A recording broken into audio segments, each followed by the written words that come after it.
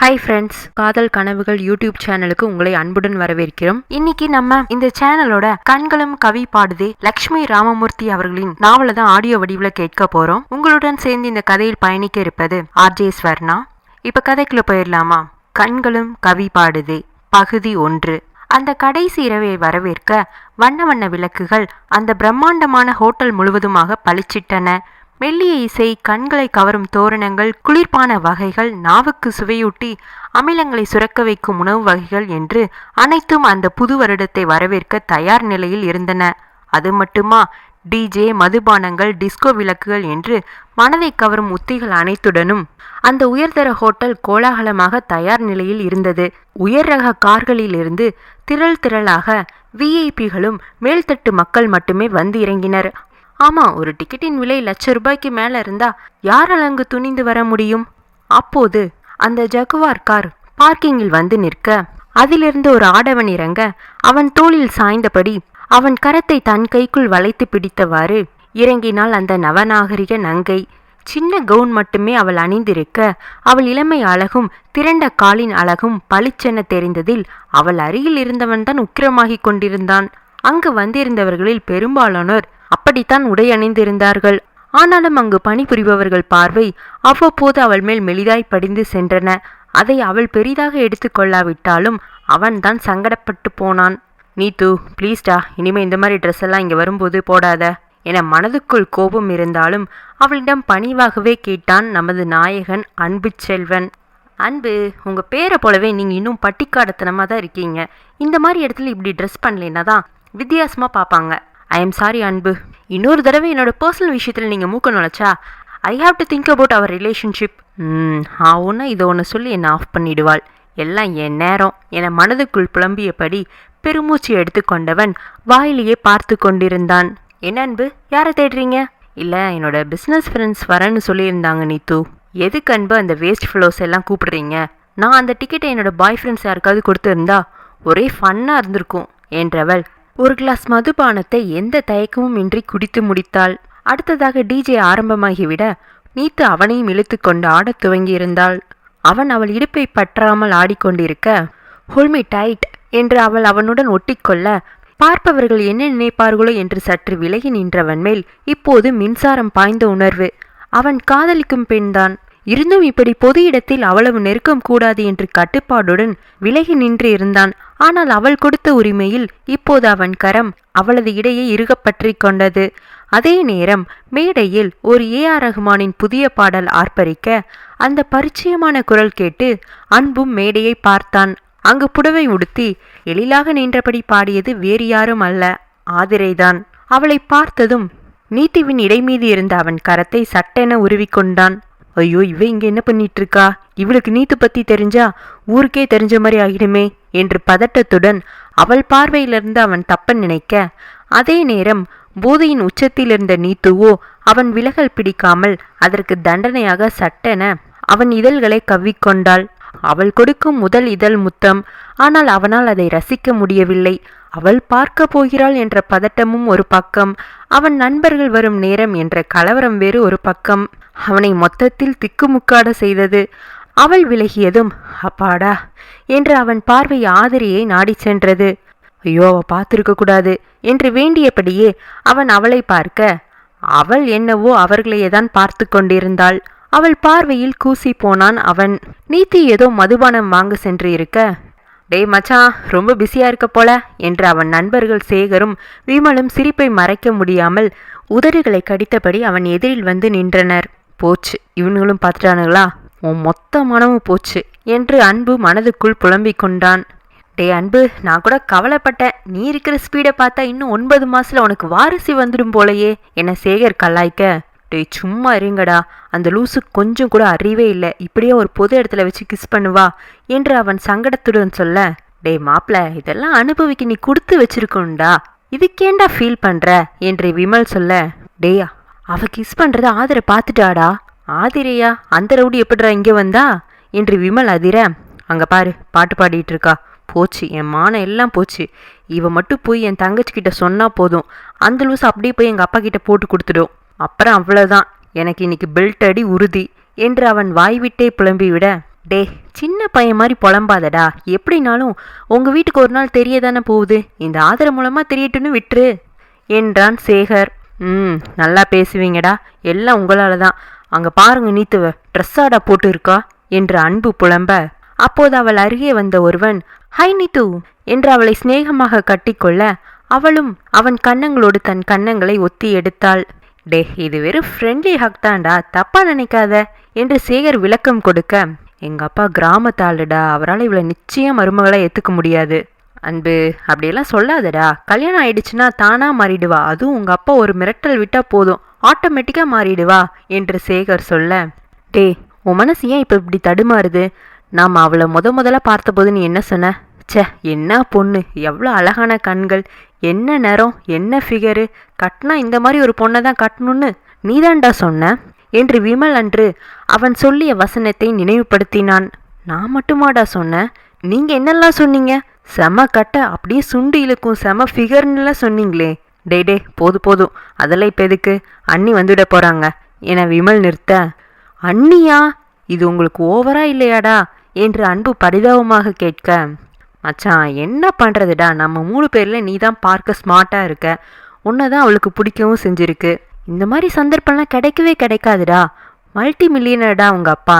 நீ நினச்ச நாட்டுக்கு பறக்கலாம், நினச்சதை வாங்கலாம், ஜக்வார் காரு, அரண்மனை மாதிரி பங்களா, ராஜ வாழ்க்கை, நீ வாழ்க்கையிலேயே வேலையே பார்க்க வேணாம் என்று அவன் தோழன் வர்ணித்ததில் அவன் நினைத்தது போலவே அவன் மனதில் உள்ள குழப்பம் குறைந்து அவன் முகம் மெல்ல தெளிவு ஆகியிருந்தது. எல்லாத்துக்கும் மேலே நம்ம நெருக்கடி தீரும், அதை சொல்லுங்க என்று அன்பு சொல்ல, டே, என்னெல்லாம் அவள் அக்செப்ட் பண்ணியிருந்தா இந்நேரம் நாங்கள் கல்யாணம் முடிச்சு ஹனிமூன் கொண்டாட போயிருப்போம் என்றான் சேகர். இல்லடா, நான் அவளை சின்சியராக லவ் பண்ணுறேன், அதனால தான் அவகிட்ட உரிமையாக இப்படி ட்ரெஸ் போடாதன்னு சாஃப்டாக தான் சொன்னேன். அதுக்கே அவள் என்ன சொல்கிறா தெரியுமா? இப்படி என் ட்ரெஸ் விஷயத்துல எல்லாம் நீ மூக்க நுழைச்சா பிரேக்கப் பண்ணிட்டு போயிடுவேன்னு மிரட்டுறா என்று அன்பு சொல்ல, அவன் நண்பர்கள் அதிர்ந்து விட, மச்சான் உன் வாய் வச்சுட்டு சும்மாருடா, நாம கம்பி எண்ணாமல தப்பிக்க வேண்டுமென்றால் உன் தேவதையால் மட்டும்தான் முடியும் என்று புலம்ப ஆரம்பித்து விட, அதே நேரம் நீத்து 2 மதுபான கோப்பைகளுடன் அவர்கள் அருகில் வந்து இருந்தாள். அவள் அவர்களை வெறித்து பார்க்க, அவள் எண்ணம் புரிந்தவர்கள் தள்ளி இருந்த டேபிளுக்கு விறுவிறுவென்று மாறி சென்று விட்டார்கள். ஒரே ஒரு பார்வையிலேயே ஓடிவிட்டார்களே என்று அன்பு மனம்தான் தவித்தது. நீத்து, அவங்ககிட்ட ஒரு ஹலோவாது நீ சொல்லியிருக்கலாமே என்றான் மென்மையாக. அவனுக்கு அப்படியெல்லாம் பேச வராது. அவளுக்காகத்தான் தன் குணத்தை மாற்ற படாத பாடு பட்டு கொண்டிருந்தான். சாரி அன்பு, எனக்கு அவங்கள பார்த்தாலே பிடிக்கல என முகத்தை சொல்லித்தவள், கல்யாணத்துக்கு அப்புறம் இந்த மாதிரி ஃப்ரெண்ட்ஷிப் எல்லாம் உங்களுக்கு வேணாம். நம்ம ஸ்டேட்டஸ்க்கு ஏற்ற மாதிரி என்னோடய பாய் ஃப்ரெண்ட்ஸை உங்களுக்கு அறிமுகப்படுத்துகிறேன், அவங்க உங்களுக்கு நல்ல கம்பெனி கொடுப்பாங்க என்று அவளை எளிதாக சொல்லி முடித்தாள். வெளியில் அமைதியாக முகத்தை வைத்து கொண்டிருந்த அன்புவின் மனமோ உள்ளுக்குள் உலையாகத்தான் குதித்து கொண்டிருந்தது. தன் உணர்வுகள் அனைத்தையும் தான் ஆசையுடன் நிறுவிய தன் நிறுவனத்தை காக்க வேண்டும் என்ற ஒரே காரணத்துக்காக சகித்து கொண்டிருக்கிறான். பகுதி 2. அந்த புது வருட விழா உச்சத்தை நெருங்கி கொண்டிருக்க ஆட்டம் பாட்டம் என்று களை கட்டி கொண்டிருந்தது. சீக்கிரம் விமலும் அங்கு ஆடிக்கொண்டிருந்த அனைவரையும் ரசித்து பார்த்து கொண்டிருந்தார்கள். அதிலும் போதையில் அங்கு ஆடிக்கொண்டிருந்த பெண்களை கண்டு இருவருக்கும் ஆச்சரியம்தான். இஸ் திஸ் சென்னை என்ற சிவாஜி பட ஸ்டைலில் இருவரும் வாயை பிளந்து இருக்க, போதும்பா சொல்லிவிட்டது, ரொம்ப நேரமா அவ புருஷன் உன்னைத்தான் பார்த்துட்டு இருக்கான், அப்புறம் எலும்பு கூட மிஞ்சாது என்று சொல்லியபடி அவர்கள் அருகில் வந்து அமர்ந்தாள் ஆதிரை. என்னது, என் பச்சை கிளிக்கு கல்யாணம் ஆயிடுச்சா என சேகர் அதிர, ஆமாடா, ஆன்டிஸை ரசிக்க வந்த ஆன்டி ஹீரோஸ், எங்கடா அவங்க ரோமியோ என்று அவள் அதட்ட, என்னடி ஓவரா சவுண்ட் விடுற, நீ சாஃப்ட்வேர் இன்ஜினியர் தானே, வேலை போயிடுச்சா, எப்போ வந்து இப்படி கோரஸ் பாட ஆரம்பிச்ச? டேய், நான் சோலோவா தாண்டா பாடினேன், திஸ் இஸ் மை ஹாபி. ஆமாம், ஹாபி இருக்கட்டும், எங்கே உன் வருங்கால ஹப்பி, எப்பவும் பாடி கார்டு மாதிரி உன் பின்னாடியே வருவானே என்று விமல் கேட்க, டிக்கெட்டுக்கு யார் காசு கொடுப்பா, உங்களுக்கு கிடைச்ச மாதிரி எனக்கு ஒரு இளிச்சவாயம் கிடைக்கலையே, அது இருக்கட்டும், இந்த அன்புக்கு உள்ள இப்படி ஒரு காதல் மனனா என்ன கிஸ்ஸு, நான் மட்டும் பாடாமல் இருந்தா ஒரு ஃபோட்டோ எடுத்துட்டு இருப்பேன் என ஆதிரை முடிக்கும் முன், எதுக்கு, எங்கள் வீட்டில் போய் போட்டு கொடுக்கவா என்ற அன்பு செல்வனும் அப்போது அவர்கள் அருகில் வந்து அமர்ந்தான். அவனை அப்போது எதிர்பார்க்காத ஆதிரைக்கு சின்ன அதிர்ச்சிதான். இருந்தாலும் தன்னை சமன்படுத்தி கொண்டவள், சேச்சே, நானா போய் எதுவும் வளர மாட்டேன், ஆனால் கார்த்திகா என்னை துருவுனா என்னால் ரொம்ப நாள் எதுவும் வாயை கட்டிட்டு இருக்க முடியாது. அன்புக்கு அவள் மேல் அப்படி ஒரு கோபம். ஆனால் அந்த இடத்தில் அவனால் அவளை என்ன செய்துவிட முடியும்? தன் கைகளை மடக்கி தன் சினத்தை கட்டுப்படுத்தி கொண்டு இருந்தான். இங்கே பாரு ஆதிரை, நானே எங்கள் அப்பா எப்போ நல்ல மூடில் இருக்காங்களோ அப்போ சமயம் பார்த்து சொல்லிக்கிறேன், நீ இந்த சமூக சேவையெல்லாம் பண்ண வேண்டாம். என்று அன்பு சொல்ல, ஆமாண்டி, உன்னால் அன்பு 4 வருஷத்துக்கு முன்னாடி வாங்கின பெல்ட் அடியை நினச்சா எங்களுக்கு இப்பவும் பதறுது என்று விமல் கண்களில் பீதியுடன் சொல்ல, இப்போ மட்டும் என்ன, அன்பு போய் இந்த அரகுற பீஸை பற்றி எங்கள் மாமா கிட்ட சொன்னால் அவனை மட்டும் இல்லை உங்கள் எல்லாரையும் தான் பெல்ட்டால் வெளுக்க போகிறாரு என்று ஆதிரை கண்களில் அபிநயத்துடன் சொல்ல, அரண்டு போய் விட்டார்கள் சேகரும் விமலும். டேய் மாப்ள, நிஜமாவாடா என்று அவர்கள் கலவரத்துடன் அன்பை பார்த்தனர். கல்யாணம் என் சொந்த விஷயம், இவர் யார் என் தலையெழுத்து தீர்மானிக்க என்று அன்பு சொல்ல, அப்படி சொல்லுடா என் சிங்கக்கொட்டி என்று விமல் சொல்ல, இங்கே பாரு ஆதிரே, என் சொந்த விஷயத்தில் தலையிட்ட அவ்வளவுதான், உனக்கு நல்லபடியாக கல்யாணம் நடக்கணுமா வேண்டாமான்னு யோசிச்சு முடிவு பண்ணிக்கோ என்றவனின் முகம் இரும்பாய் இறுகி இருக்க ஆதிரே அவன் குரலில் சற்று நடுங்கிதான் போய்விட்டாள். அதே நேரம் நீத்து, அன்பு come on, last few minutes for the new year என்று அவள் அவனை இழுத்து சென்று இருந்தாள். அதற்கு மேல் அனைவரும் கலைந்து சென்றுவிட ஆதிரை மனம்தான் அன்பு சொன்ன சொற்களில் மீண்டும் மிரண்டு போனது. திருமணத்தை நிறுத்திடுவானா?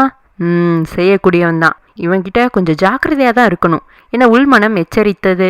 அவளுக்கு அந்த திருமணம் பெரிய விஷயமாக இல்லாமல் இருக்கலாம், ஆனால் அவள் தாய் விசாலாட்சிக்கு அது உயிரல்லவா. அவள் திருமணம் நல்லபடியாக நடக்க வேண்டும் என்று அவர் வேண்டாத தெய்வம் இல்லை. அப்படிப்பட்டவரின் மனம் நோகும்படி செய்யும் எவரையும் ஆதிரை மன்னிப்பதாக இல்லை. அவள் தந்தை மட்டும் உயிரோடு இருந்திருந்தால் விசாலாட்சி இப்படி கஷ்டப்பட்டு இருக்க மாட்டார். 10 வயதில் தந்தை இழந்த நாளிலிருந்து விசாலாட்சி அவளை படிக்க வைக்க எப்படியெல்லாம் சிரமப்பட்டார் என்பதை ஆதிரை மட்டுமே அறிவாள். சில வருடங்களுக்கு முன்பு அந்த அதிகாலை பொழுது எப்பவும் போல்தான் விடிந்திருந்தது. ஆனால் ஆதிரைக்கு தான் அவள் காத்து கொண்டிருந்த வசந்த நாளாக தோன்றியது. ஏண்டி ஆதிரை, இன்னைக்கேண்டி இம்புட்டு வேகமா எந்திரிச்சு குளிச்சுட்டே? உங்க ஆத்தா எனக்கு தெரியாம எதுவும் மாப்பிள்ளை பார்க்க வர சொல்லியிருக்காளோ என்று வாயில் வெற்றிலியை குதக்கியபடி அந்த பாட்டி கேட்க, ஆமாமா, உன்னை பார்க்கத்தான் கண்டமனூர் ஜெமீன் வராராம், வேகமா போய் புடவையை மாத்து கிளவி. அடி போடி இவளை, கண்டமனூர் ஜெமீன் என்ன, அந்த காலத்துல ஜெமினி கணேசனே என்னை பார்த்திருந்தாலும் என்னத்தான் கட்டுவேன்னு ஒத்த காலில் நின்றுருப்பாரு. ஓவர் நினப்பு தான் என்று மனதுக்குள் சொல்லி கொண்டவள், கிளவி, எப்போ பார்த்தாலும் மாப்பிள்ளை கல்யாணம் இப்படி தான் பேசுவியா? நான் எனக்கு இன்னைக்கு ரிசல்ட் வரப்போகுதுன்னு டென்ஷனில் இருக்கேன், நீ வேற. ஏண்டி, பொண்ணா பிறந்தவே எப்படியும் கல்யாணம் பண்ணத்தானே போற, பெருசா சடைச்சுக்கிற? கல்யாணம் ஒன்று தான் வாழ்க்கையா? நான் கல்யாணமே பண்ண போகிறதில்ல. நான் நல்லா படித்து வேலைக்கு போய் எங்கள் அம்மாவை ராணி மாதிரி வச்சு காப்பாற்றுவேன். அப்புறம் என்ன, ரொம்ப போர் அடிச்சா 2 பிள்ளையை தத்தெடுத்து வளர்த்துக்குவேன், போதுமா? இப்படி பேசுகிறவங்க தான் முதல்ல ஓடி போய் கல்யாணம் கட்டி வயிற்று தள்ளிட்டு வருவாளுக என்று அந்த பாட்டி சொல்ல, அதுவரை பொறுமையாய் கேட்டுக்கொண்டிருந்த ஆதிரைக்கு இப்போது கோபம் சுரென்று ஏறி இருக்க, கிளவி, இனியா தப்பா பேசுற, இன்னைக்கு நீ பட்னியாவே இரு என்ற ஆதிரை அவரின் அம்மியை எடுத்து ஓடிவிட, அடியே அதை கொடுத்துட்டு போடி, என்னால் அது இல்லாமல் சமைக்க முடியாது என்று அவர் கத்தியதெல்லாம் அந்த 16 வயது பெண்ணுக்கு கேட்கவே இல்லை. அவள் ஓடி சென்றது என்னவோ அவள் தாயை தேடித்தான். குர்த்தி அணிந்து துள்ளலாக ஓடிய அவளுக்கு மனம் முழுவதும் ஒரு நிலையில் இல்லை. தேர்வு முடிவுகள் வர இன்னும் சில மணி நேரங்கள் மட்டுமே உள்ளது. இந்த அம்மா இன்னைக்கும் வேலைக்கு போயிட்டாங்க, ஒரு நாள் லீவ் போடலாம்ல என மனதுக்குள் மட்டும் புலம்பியவள் அந்த பெரிய வீட்டுக்குள் நுழைந்தாள். மாப்பிள்ள ஆதர, என்ன ரொம்ப நாள் சென்று இந்த பக்கமாக வந்திருக்க என்று பார்வதி கேட்க, ஆமாத்த, பரீட்சைக்கு படிச்சுட்டு இருந்தேன், அதான் வர முடியல. அம்மா எங்க அத்த என்று அவள் சொல்ல, அடுப்படியில் தான் இருக்கா, உன் கூட ஸ்கூலுக்கு போக போறேன்னு சொல்லி வேக வேகமாக வேலையை முடிச்சிட்டா, போய் பாரு என்றார் பார்வதி. சரியத்த என்று ஆதிரையோ உற்சாகமாக தன் தாயை தேடி ஓடினாள். பின் இருவரும் 1 மணி நேரத்தில் பள்ளியில் இருந்து சந்தோஷமாக ஒரு இனிப்பு டப்பாவுடன் திரும்பி வந்தனர். விசாலாட்சி கணவனை இழந்து ஆதரவற்ற நிலையில் இருந்தபோது அவள் தூரத்து உறவான மாணிக்கம் அண்ணன் தான் அவர்கள் வீட்டில் சமையல் வேலை கொடுத்து வாடகைக்கு வீடும் பிடித்து கொடுத்தார். அவள் அண்ணி பார்வதியும் நல்ல குணவதி. அவர்கள் இருவர் மேலும் விசாலாட்சிக்கு விசுவாசம் அதிகம். ஆதிரைக்கு அவர்களை மிகவும் பிடிக்கும். அவர்களின் மூத்த பையன்தான் அன்பு செல்வன். அடுத்ததாக கார்த்திகாவும் ஆதிரையும் நெருங்கிய தோழிகள். விசாலாட்சிக்கு உதவ விடுமுறை நாட்களில் ஆதிரை அங்குதான் சுற்றி வலம் வருவாள். மாணிக்கமும் பார்வதியும் ஆதிரையை தங்கள் மகள் போல் பிரியமாக பார்த்து கொள்ள அவளுக்கும் அவர்கள் மீது அன்பு அதிகம். மாமா அத்தை என்றுதான் உரிமையுடன் அழைப்பாள். கார்த்திகாவும் அவளும் சேர்ந்தால் வீடே கலகலவென மாறிவிடும். அந்த வீட்டில் அவளை பிடிக்காத ஒரே ஜீவன் அன்பு மட்டும்தான். அவளுக்கும் அவன் மீது பெரிதாக ஈடுபாடு கிடையாது.